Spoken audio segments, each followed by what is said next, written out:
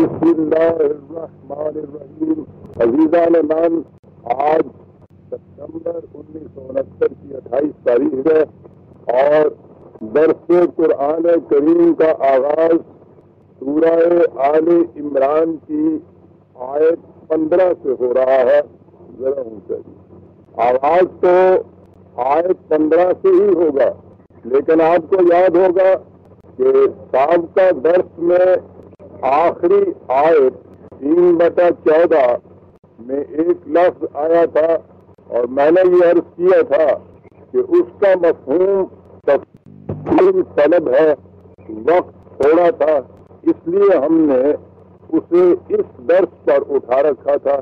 لہذا اگلی آیت تک پہنچنے سے پہلے میں ضروری سمجھتا ہوں کہ اس کی قرآنی تشریح سامنے آ جائے. وہ لفظ ہے، آیت پوری تھی کہ قل اعنبئکم بخیر من ذالکم للذین اتقوا عند ربهم جنات تجری من تحتها الانہار خالدین فیہا وازواج مطہرۃ ورضوان من اللہ. جو لوگ خدا کے قوانین کی نگہداشت کرتے ہیں ان کے لیے جنت کی زندگی ہے. اور اس میں اگلا لفظ یہ تھا وَرِضْوَانٌ مِّنَ اللَّهِ، اللہ کی طرف سے یہ رضوان کا لفظ. یہ ہے وہ لفظ جس کے متعلق میں نے کہا تھا کہ یہ وضاحت چاہتا ہے، اس کا مفہوم اچھی طرح سے سمجھ لینا چاہیے. یہ لفظ نہیں، قرآن کی اصطلاحات میں سے سمجھیے کہ ایک اصطلاح ہے اور بڑی اہم اصطلاح. یہی ہے مادہ رے زواد اور یہ کا، جہاں سے وہ ایک ٹرم ہمارے ہاں رضی اللہ تعالیٰ عنہ، یہ قرآن کریم میں ہے رضی اللہ عنہ و رضوا عنہ. عام ترجمہ اس کا اللہ ان سے راضی ہو گیا، وہ اللہ سے راضی ہو گئے. رضوان من اللہ، اس کا ترجمہ بھی یہی کیا جائے گا کہ جنت کی زندگی بہت بڑی چیز ہے. یوں نظر آتا ہے جیسا تمام اعمال صالحہ کا منتہا آخری نتیجہ جنت کی زندگی ہے، لیکن اس کے بعد اس نے کہا رضوان من اللہ. اب یہ کیا بات کیا ہے؟ عام تراجم میں آپ دیکھیں گے اس کا ترجمہ کیا جاتا ہے خوشنودی باری تعالی. اب آ جائیے آپ اپنی زبان کی طرف. میں نے گزارش کیا تھا اور کئی مرتبہ اس کو دہرا چکا ہوں کہ قرآن کریم کے سمجھنے میں بڑی دشواری جو بھی عائد ہوتی ہے کہ الفاظ اور اصطلاحات تو ہوتی ہیں قرآن کی، اور اس کا مفہوم ان لفظوں سے لیتے ہیں جو ہمارے ہاں اردو میں رائج ہوتے ہیں، بلکہ بعض اوقات پنجابی میں رائج ہوتے ہیں. راضی کر لینا ہمارے ہاں کا روزمرہ کا استعمال ہے، وہ مجھ سے راضی ہو گیا. رضا مندی، خدا کو راضی کر لو، اسے راضی کر لو جا کر. خوشنودی، اس کے برعکس خفگی، ناراضگی. رضامندی، ناراضگی. اب ذہن میں جو یہ تصور آیا اس مادے کا، اس لفظ کا، رضامندی خداوند، خوشنودی باری تعالی. اور پھر عام طور پہ اپنے مولا کو راضی کر لو. راضی کرنا، آپ سوچئے کہ بات کیا ہوتی. خوش کرنا کسی کو، یعنی یہ سب کچھ جو کچھ کرنا ہے ہم نے یہاں یا جو کچھ ہم کرتے ہیں اس لیے ہے کہ کسی طرح سے اللہ میاں خوش ہو جائے، وہ راضی ہو جائے. راضی سے پہلے تو یہ چیز عظیم ہے نا، یہ چیز موجود ہے نا کہ راضی نہیں ہے وہ روٹھا ہوا ہے.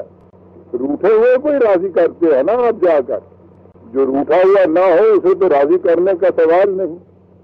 یا تو یہ صورت ہوئی کہ اسے راضی کر لو کسی طرح، یا زیادہ سے زیادہ یہ کہ اس کی خوشنودی کے لیے یہ چیز کرو.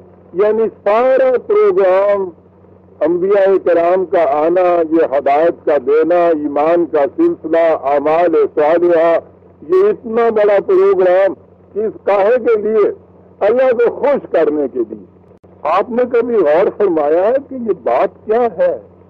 اللہ کے متعلق یہ انسانی جذبات کہ وہ خوش بھی ہوتا ہے، وہ روٹھ بھی جاتا ہے، ناراض ہو جاتا ہے، خفگی میں آ جاتا ہے، خوش ہوتا ہے تو جنت بخش دیتا ہے، خفا ہو جاتا ہے تو جہنم میں جھونک دیتا ہے۔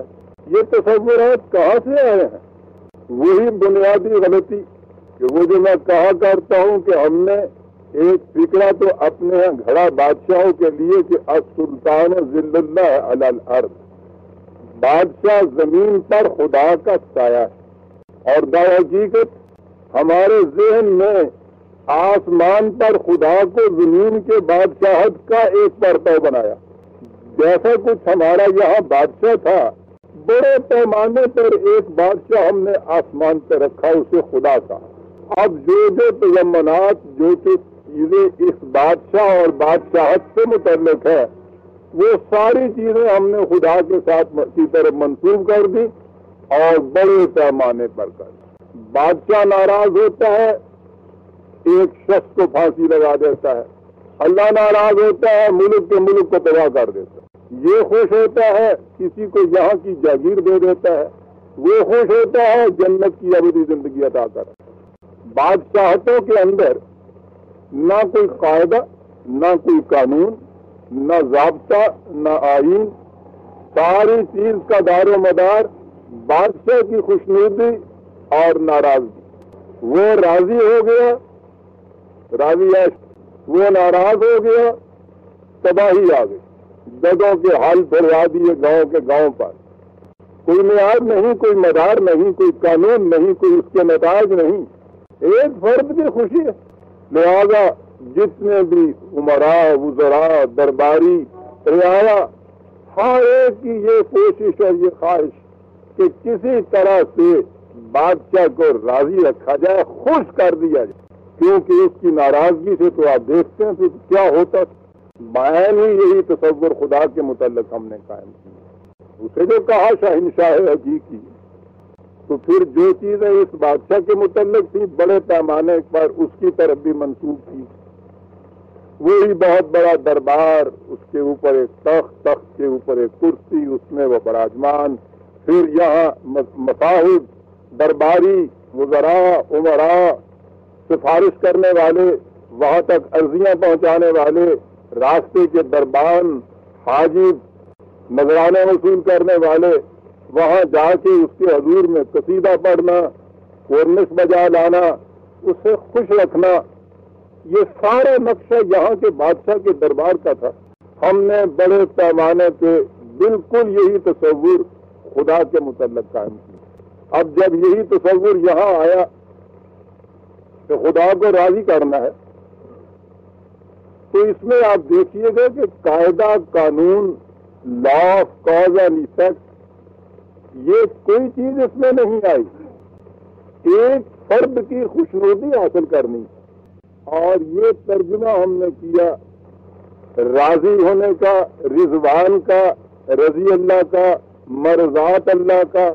یہ جتنے الفاظ اس مادے سے نکلے، اس کا ترجمہ ہم نے راضی کر لینا، اسے خوش کر دینا، اسے خوشنودی باری تعالیٰ جسے ہم کہتے ہیں۔ یعنی جتنے بھی ہمارے ہاں کے اب اعمال یہاں ہیں، اور پھر میں عرض کروں کہ وہ اعمال کا لفظ لے کے تو ہمارا ذہن دوسری طرف چلا جاتا ہے نا۔ آپ دیکھتے ہیں الفاظ کا گورکھ دھندا کیسا ہے۔ اگر ہم کہیں اچھے کام تو اس کے معنی کچھ اور ہوتے ہیں، اگر ہم کہیں نیک عمل تو آپ جانتے ہیں اس کے معنی سمٹ کے رہ جاتے ہیں۔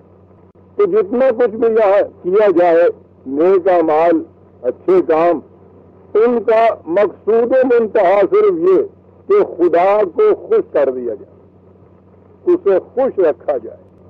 مینا سزد خدا، خدا انسان کے ان جذبات سے بلند ہستی، اگر وہ بھی جذباتی ہو جائے، ساری کائنات جتنی بھی ہے تہس نحس ہو جائے۔ برادران، اتنی عظیم قوتوں کا مالک، اور اس کے بعد اس نے اس تمام کارگاہ کائنات کو چلانے کے لیے اٹل قوانین بنا دیے، اور ان قوانین کے متعلق کہہ دیا کہ ان میں کبھی تبدیلی نہیں ہو سکتی۔ خود اپنی ذات پہ بھی اس نے کچھ پابندیاں از خود عائد کی۔ کتب علی نفسہ الرحمہ، واجب کر لیا ہم نے اپنے اوپر اس چیز کو۔ آپ دیکھتے ہیں دوسرے تو ایک طرف رہے، خود اپنی ذات کو بھی وہ ایک قاعدے اور ضابطے کا خود پابند بنا رہا ہے، اپنے اوپر واجب کر دیا ہم نے اس چیز کو، اور پھر ہمیں تو اس کی اجازت ہے، اجازت نہیں، ہمیں تو اس کی آزادی ہے کہ جو کچھ ہم نے اپنے اوپر وارد کیا ہے جی چاہے کبھی اس کو پورا کریں جی چاہے نہ کریں، روز ہم ایسا کرتے ہیں۔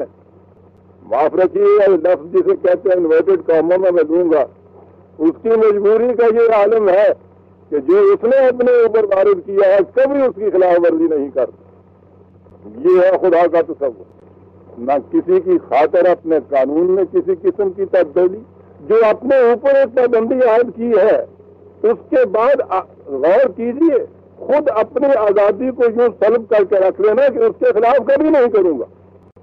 خدا ہونے کا حق اسی کو حاصل ہے کہ اتنے وسیع اختیارات کے باوجود اتنی بڑی پابندی اپنے اوپر عائد کرے، اور خدا کی صفات کا مظہر بھی وہی ہو سکتا ہے عزیزان ایمان کہ جتنے زیادہ اس کے اختیارات بڑھتے چلے جائیں اتنی زیادہ پابندیاں اپنے اوپر عائد کرتا چلا جائے، اور اس انداز سے کہ کبھی اس کی خلاف ورزی نہ کرے۔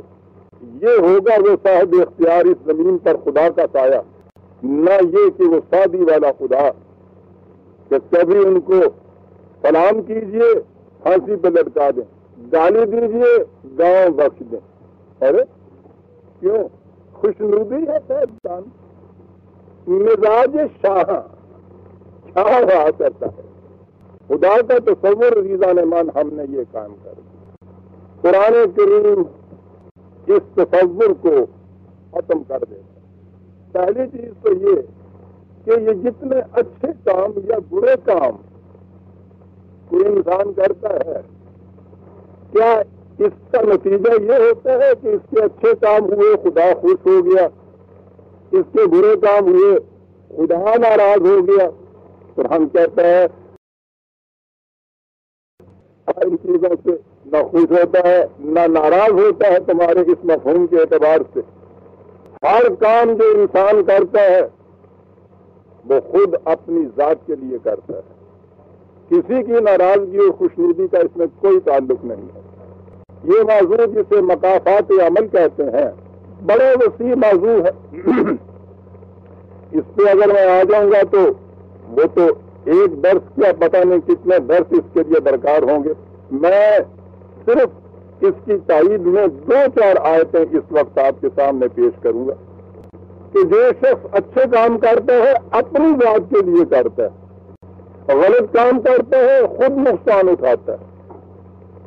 اگر ہم مقصود یہ لے لیں کہ اچھے کام میری ذات سے ان کا کوئی تعلق نہیں، خدا اس سے خوش ہو جاتا ہے، برا کام کیا تو اس کا میری ذات سے تعلق نہیں، خدا ناراض ہو جاتا ہے، قرآن کے اس قانون مقافات عمل کے بالکل خلاف جاتا ہے۔ وہ کہتا یہ ہے اچھا کام اس کا فائدہ تمہیں، برا کام اس کا نقصان تمہیں۔ خدا کا نہ تمہارے اچھے کاموں سے کچھ بنتا ہے نہ تمہارے برے کاموں سے بگڑتا ہے۔ خدا اسی قسم کا خدا اس وقت بھی تھا جب تم موجود ہی نہیں تھے، اور آج بھی ساری دنیا اگر اس کے قانون کے خلاف غلط کام کرنا شروع کر دے، خدا کی خداوندی میں ایک ذرہ کا فرق نہیں آ سکتا۔ تم تباہ ہو جاؤ گے، اچھے کام کرو گے